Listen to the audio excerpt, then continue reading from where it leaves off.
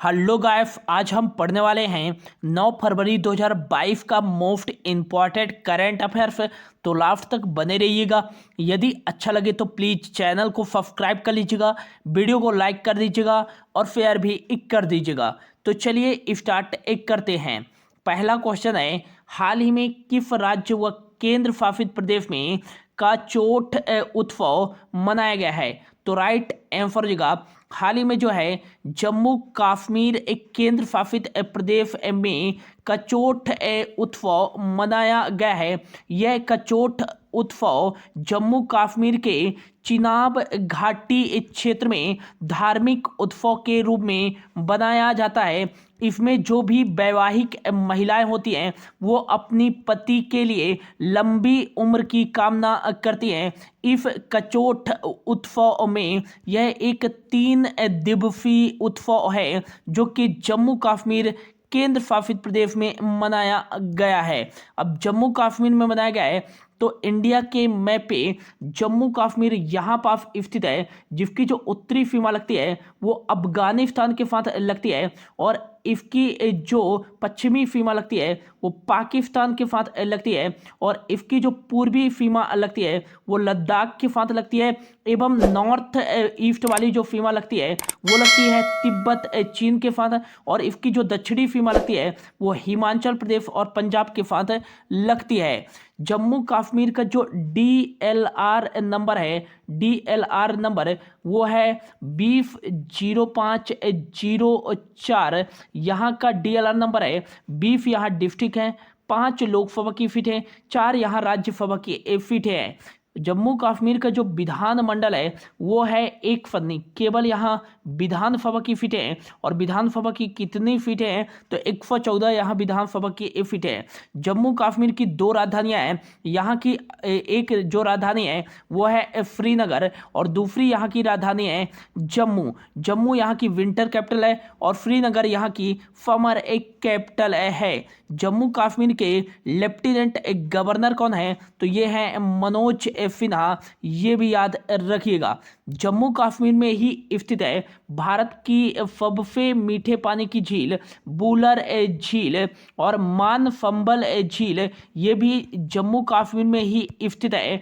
फेफनांग झील ये भी जम्मू कश्मीर में स्थित है। बेरीनांग झील ये भी जम्मू कश्मीर में स्थित है। डल झील ये भी जम्मू कश्मीर में स्थित है।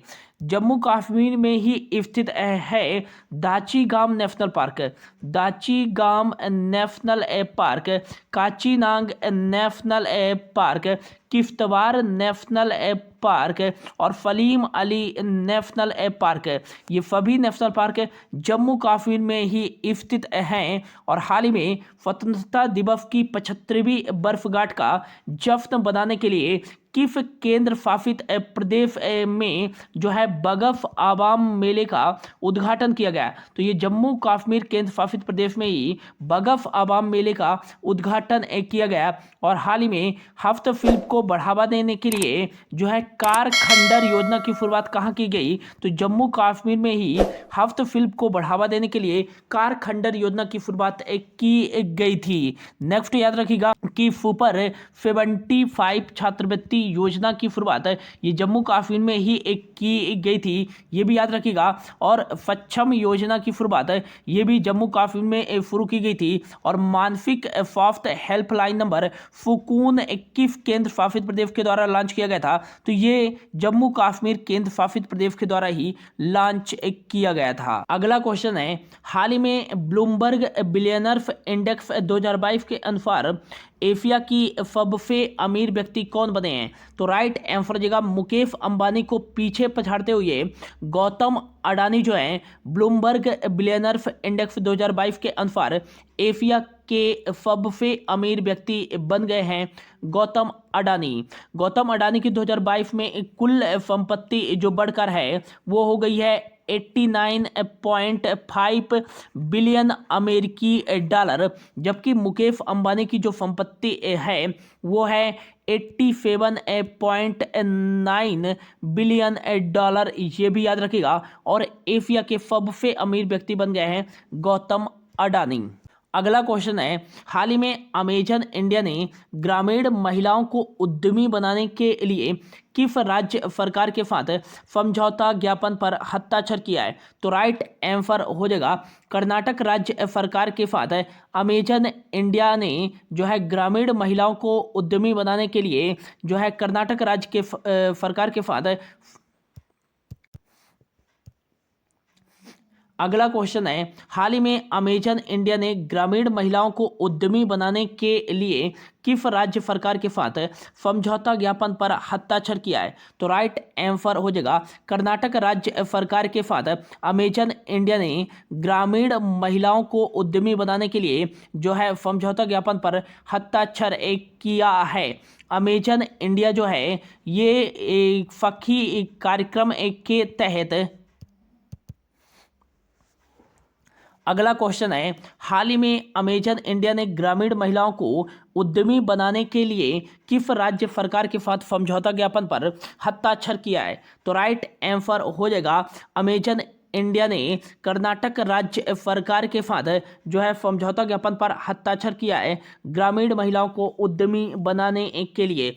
अमेजन इंडिया जो है कर्नाटक की ग्रामीण महिलाओं को सहेली कार्यक्रम का विस्तार करके उनको प्रशिक्षण प्रदान करेगा और उनका कौशल विकास करेगा, जो कि ग्रामीण महिलाओं को उद्यमी बनाने में काफ़ी सहायक होगा। अब अमेजन इंडिया ने यह समझौता किया है, तो अमेजन से याद रखिएगा कि अमेजॉन की स्थापना कब की गई थी? तो 1994 में की गई थी। वाशिंगटन डीसी में इसका हेडक्वार्टर है। इसके फाउंडर हैं जेफ बेजोस और इसके वर्तमान में सीईओ कौन है? तो ये है एंडी जेफी, ये भी याद रखिएगा। और नेक्स्ट याद रखिएगा अमेजन इंडिया की जो स्थापना की गई थी वो की गई थी जून 2013 में। इसका हेडक्वार्टर कहाँ है? तो हैदराबाद तेलंगाना में इसका हेडक्वार्टर है। और दुनिया का सबसे बड़ा जो है अमेजॉन का कॉरपोरेट हेडक्वार्टर कहाँ है? तो भारत के हैदराबाद में स्थित है। और सीईओ कौन है अमेजॉन इंडिया के? तो ये हैं अमित अग्रवाल, ये भी याद रखिएगा। और कर्नाटक राज्य सरकार के साथ समझौता किया है, तो कर्नाटक का इंडिया के मैप पे लोकेशन कहाँ पास हो जाएगा? तो यहाँ पास स्थित है कर्नाटक, जिसकी उत्तरी सीमा जो लगती है वो महाराष्ट्र और गोवा के साथ लगती है। और इसकी पूर्वी सीमा जो लगती है तेलंगाना और आंध्र प्रदेश के साथ। इसकी दक्षिणी सीमा केरल और तमिलनाडु के साथ लगती है। और पश्चिमी सीमा अरेबियन सी के साथ लगती है। कर्नाटक का जो DLR नंबर है वो है 312812। 31 यहाँ डिस्ट्रिक्ट है, 28 लोकसभा की सीटें और 12 यहाँ राज्यसभा की सीटें हैं। और नेक्स्ट याद रखिएगा कि कर्नाटक का जो विधान मंडल है वो है 2 सदनी। यहाँ विधान सभा की भी सीटें हैं और विधान परिषद की भी सीटें हैं। कर्नाटक में विधान सभा की सीटें कितनी हैं? तो 224 विधानसभा की सीटें हैं, 224। और 75 यहाँ जो है विधान परिषद की सीटें हैं। कर्नाटक की राजधानी जो है बेंगलुरु, और बेंगलुरु को अंतरिक्ष शहर के रूप में जाना जाता है क्योंकि जो है भारत की स्पेस एजेंसी जो है अंतरिक्ष agency Indian Space Research Organisation ISRO का जो हेडक्वार्टर है वो बेंगलुरु कर्नाटक में ही स्थित है। कर्नाटक का जो एक नृत्य काफ़ी फेमस है, यक्षगान जो नृत्य है वो किस राज्य का नृत्य है? तो ये कर्नाटक राज्य का ही नृत्य है। और जोग जलप्रपात जो कि भारत का सबसे ऊंचा जलप्रपात है, ये फारावती नदी कर्नाटक में ही स्थित है।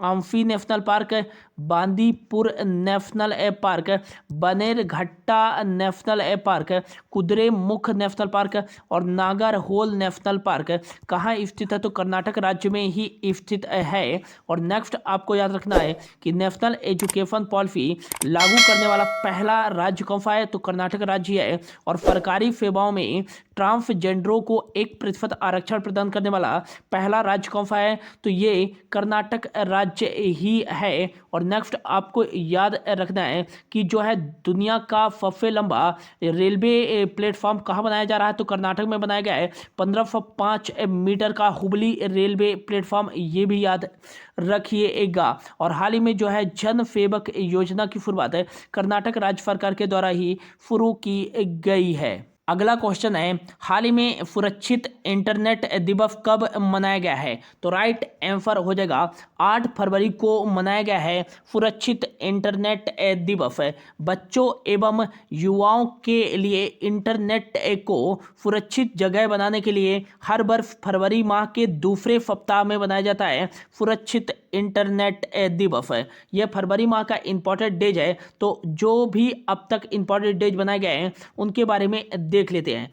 तो 1 फरवरी को बनाया गया है भारतीय तट रक्षक बल का 46वां स्थापना दिवस, और 1 फरवरी को ही बनाया गया है विश्व एस्परगिलोसिस दिवस।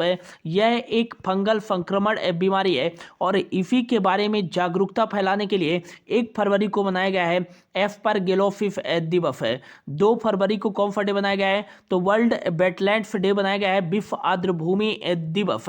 और विश्व आर्द्र भूमि दिवस की थीम क्या थी 2022 में? तो ये थी wetlands action for peoples and nature, इसकी थीम थी 2022 में। और 4 जो फरवरी को बनाया गया है, तो 4 फरवरी को बनाया गया है विश्व कैंसर दिवस, विश्व कैंसर दिवस।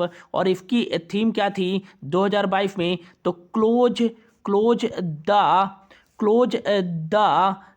Cap gap.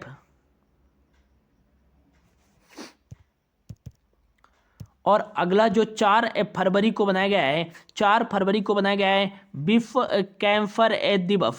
और विश्व कैंसर दिवस 2022 की थीम क्या थी? तो क्लोज द केयर गैप 2022 में जो है विश्व कैंसर दिवस की थीम थी, ये भी याद रखिएगा। और 6 से 12 फरवरी तक मनाया जा रहा है अंतर्राष्ट्रीय विकास सप्ताह दिवस, ये भी याद रखिएगा। और अब 8 फरवरी को बनाया गया है सुरक्षित इंटरनेट दिवस। अगला क्वेश्चन है, 2021 में एशियन डेवलपमेंट बैंक एडीबी ने भारत को कितना ऋण प्रदान किया है? तो राइट आंसर जगह 4.6 बिलियन डॉलर जो है एडीबी ने 2021 में कुल मिलाकर जो है भारत को ऋण प्रदान किया है, जिनमें से 1.8 बिलियन डॉलर जो है ये भारत को टीके खरीदने के लिए प्रदान किया गया था, और कोरोना वायरस से लड़ने के लिए 1.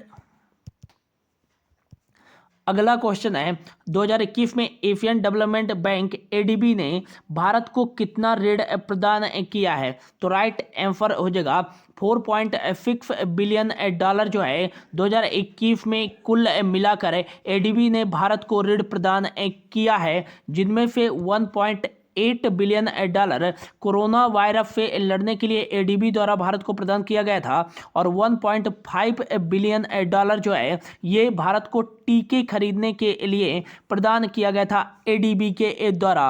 अब एडीबी ने 4.6 बिलियन डॉलर का ऋण दिया है 2021 में, तो एशियन डेवलपमेंट बैंक इसका फुल फॉर्म हो जाएगा। और इसकी स्थापना 19 दिसंबर 1966 में की गई थी। फिलीपींस मनीला में इसका जो है हेडक्वार्टर स्थित है। मात्सोंगू अफाकावा जो है इसके वर्तमान में अध्यक्ष हैं, जो कि जापान देश से बिलोंग करते हैं। और इसके मेंबर कंट्री कितने हैं? तो 68 मेंबर एक कंट्री हैं। अगला क्वेश्चन है, हाल ही में किसके द्वारा मानव तस्करी को रोकने के लिए ऑपरेशन आहट शुरू किया गया है? तो राइट आंसर हो जाएगा रेलवे प्रोटेक्शन फोर्स आरपीएफ के द्वारा जो है सीमावर्ती देशों के किनारे जो चल रहे ट्रेन हैं उन पर देख रेख करने के लिए और मानव तस्करी को रोकने के लिए ऑपरेशन आहट शुरू किया गया है। और यह जो ऑपरेशन है वो रेलवे मंत्रालय के अंतर्गत एक कार्य करेगा। और वर्तमान में केंद्रीय रेलवे मंत्री कौन है? तो अश्विनी वैष्णव हैं, जो कि राज्यसभा है उड़ीसा से। ये भी याद रखिएगा कि मानव तस्करी को रोकने के लिए ऑपरेशन आहट शुरू किया है आरपीएफ रेलवे प्रोटेक्शन फोर्स ने। इसके तहत जो है तस्करी होने वाले महिलाओं एवं बच्चों को बचाया जाएगा। अगला क्वेश्चन है, हाल ही में आर राजा मोहन का निधन हो गया है, वह कौन थे? तो राइट आंसर हो जाएगा वह खगोल शास्त्री थे, जिन्होंने स्वतंत्र भारत में पहली बार जो है क्षुद्र ग्रहों के खोजों का नेतृत्व किया था। आर राजा मोहन, जिनका हाल ही में निधन हो गया है, ये भी याद रखिएगा। अगला क्वेश्चन है, हाल ही में पोफ्को पावर सिस्टम कॉरपोरेशन लिमिटेड के अध्यक्ष और प्रबंध निदेशक के रूप में किसे नियुक्त किया गया है? तो राइट आंसर हो जाएगा आर नरसिम्हन को जो है पावर सिस्टम कॉरपोरेशन लिमिटेड के अध्यक्ष और प्रबंध निदेशक के रूप में नियुक्त किया गया है। पोफ्को की स्थापना 2010 में की गई थी। नई दिल्ली में इसका हेडक्वार्टर स्थित है। और आज का जो लास्ट क्वेश्चन है, हाल ही में प्रवीण कुमार फोबती का निधन हो गया है, वह कौन थे? तो राइट आंसर जगह वह अभिनेता के साथ साथ खिलाड़ी भी थे, प्रवीण कुमार फोबती, जिनका हाल ही में निधन हो गया है। प्रवीण कुमार फोबती ने 1966 एशियन गेम्स और 1970 के एशियन गेम में 2 गोल्ड मेडल जीता था, ये भी याद रखिएगा। और महाभारत टीवी श्रृंखला में इन्होंने भीम की भूमिका निभाई है और तभी से ये लोकप्रिय हुए। तो वो अभिनेता भी थे और खिलाड़ी भी थे, प्रवीण कुमार फोबती, जिनका हाल ही में निधन हो गया है। तो ये था दोस्तों आज का करंट अफेयर्स। होप आपको अच्छा लगा होगा। यदि अच्छा लगा होगा तो प्लीज़ अपने दोस्तों के साथ जरूर शेयर कीजिएगा और चैनल को सब्सक्राइब कर लीजिएगा। Thank you so much for your watching.